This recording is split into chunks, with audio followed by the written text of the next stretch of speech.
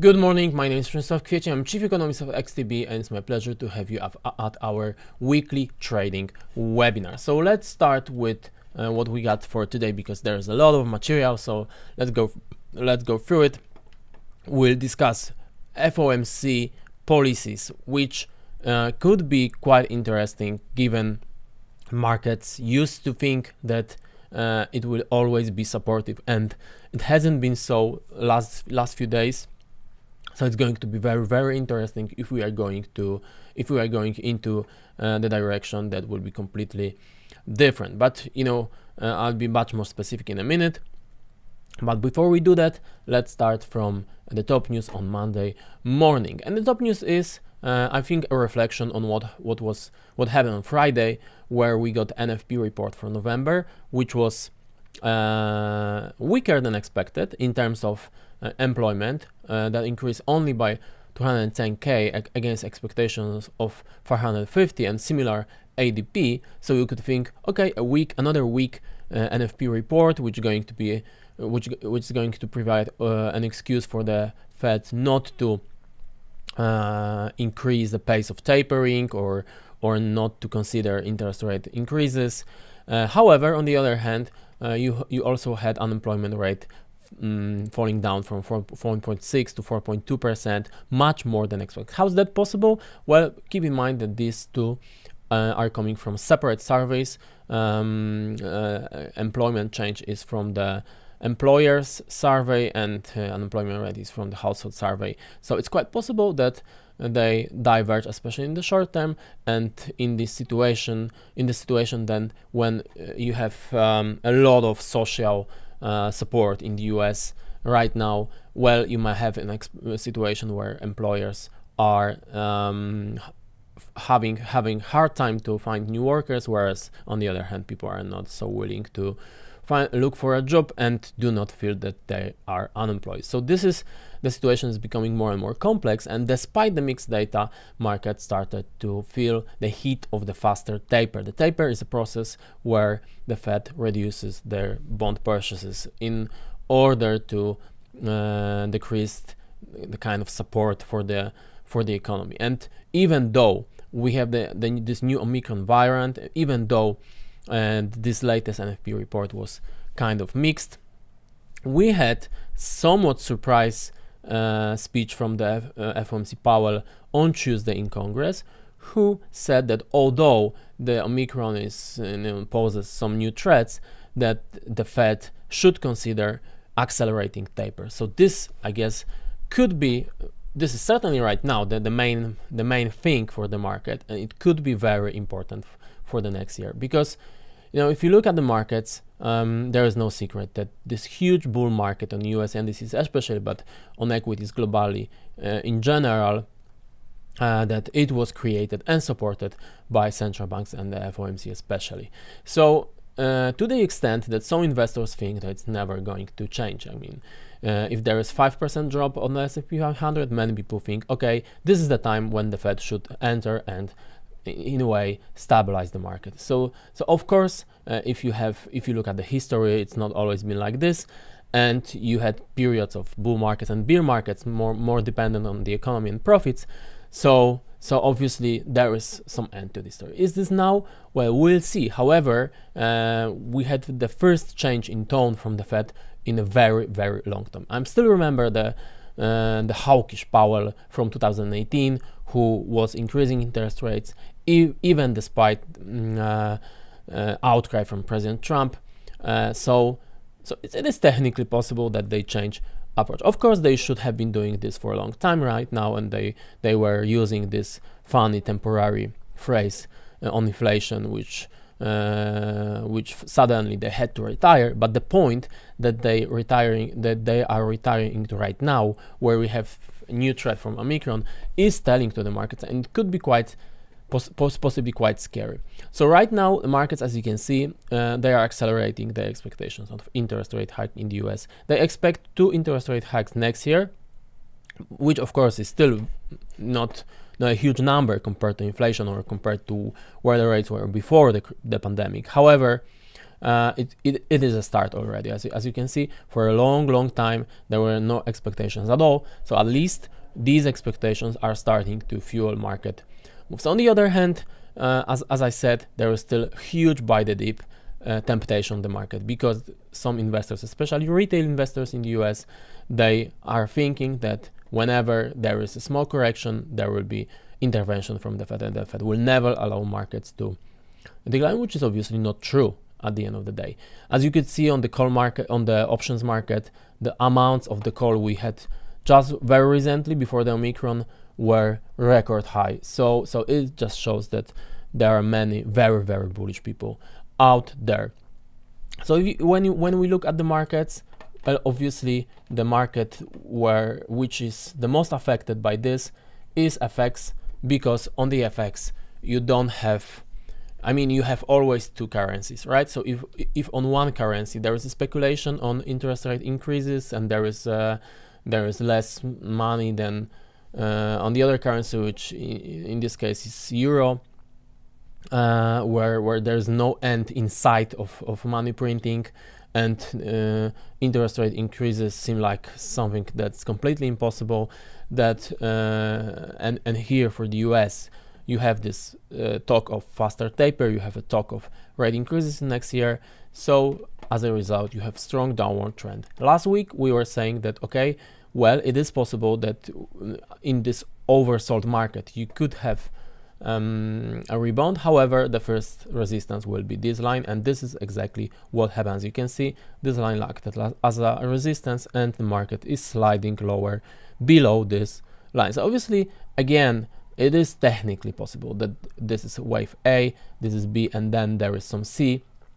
But even if that's the case, this trend looks like a strong downward trend, and these levels are technically good points to consider rejoining this trend. The other market that is somewhat feeling the heat from this taper discussion is Nasdaq, because obviously higher rates are negative for these extremely highly valued tech stocks.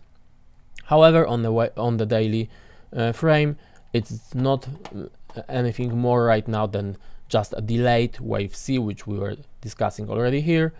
And yeah, the support for this is at around 15k, I don't know, 400, 300, something like this, more like 400. So nothing too scary, but obviously if we get weaker economy and if we get much more hawkish Fed, then there is obviously a possibility that at the end of the day, at one point this trend may be over, and then obviously something very big may happen. But that's not the story for today. So let's move on. Interesting companies, December 2021. As you can recall, maybe, hopefully, you are in a part of this.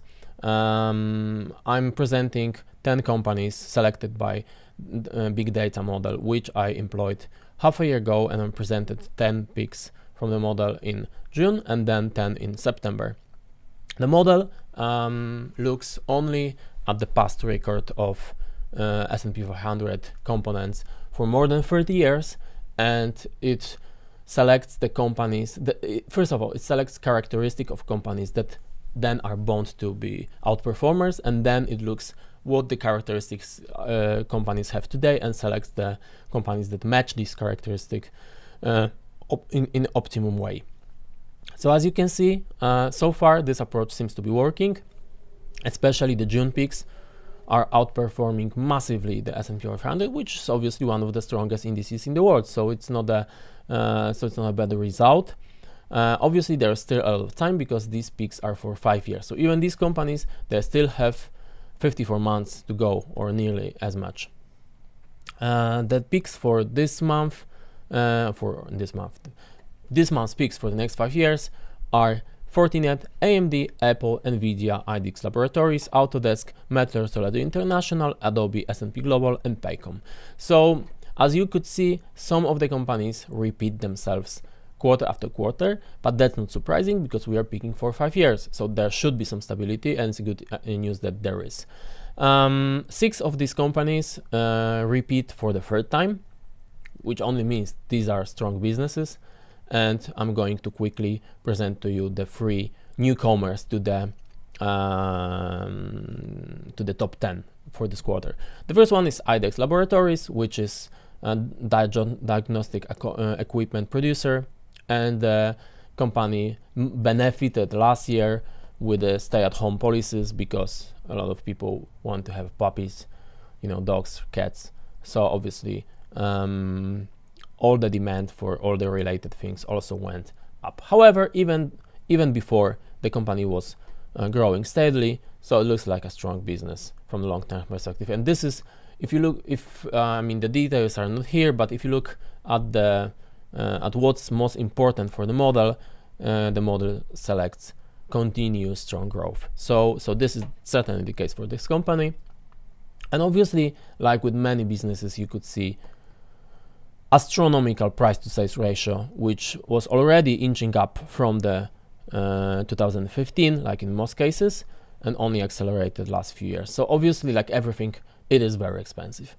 But that's the case with all the 3. As you can see, Metro Toledo International, producer of measuring scales and measuring instruments, and S&P not 500, S&P Global rating company. It's also very, very expensive. So in all these cases, you can see continuous growth, which is great, and you can see exorbitant valuations, which is not so great. And it's, I think, a big problem for investors anyway these days. What to do? You have businesses that are growing, you have stocks that are outperforming like this. Some stocks selected in June already gained 100%, like Nvidia or AMD, close to 100%. So if you don't invest, it's a missed opportunity. Then if you invest, you might be scared that something happens and these valuations come back to earth. So obviously there is no one golden response to it. My approach is invest gradually in these top companies, but also be prepared to hedge or to keep a lot of cash in a case that something big happens, then there is a buying opportunity.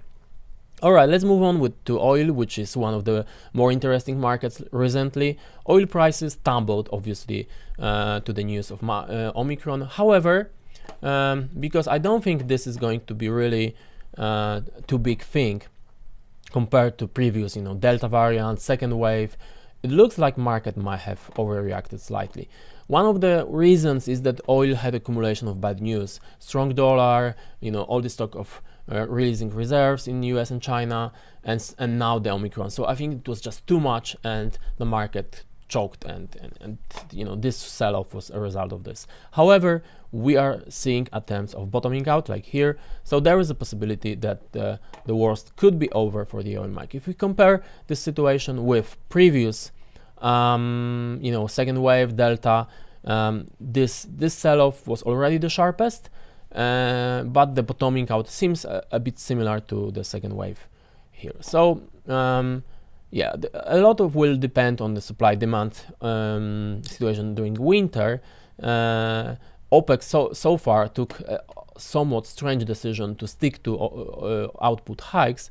However, there is expectation that even with the hikes, the market could be slightly, OPEC says it will be slightly in the surplus. Some other AIs see deficits. So it's not like there will be such abundance of oil like we had in spring of 2020, where oil prices even turned negative for a short while. So we'll see. However, if the winter is severe, it is still very likely that we could see triple-digit prices for the oil market. Okay, coming this week, definitely inflation in the US is the top of our list. It's coming on Friday.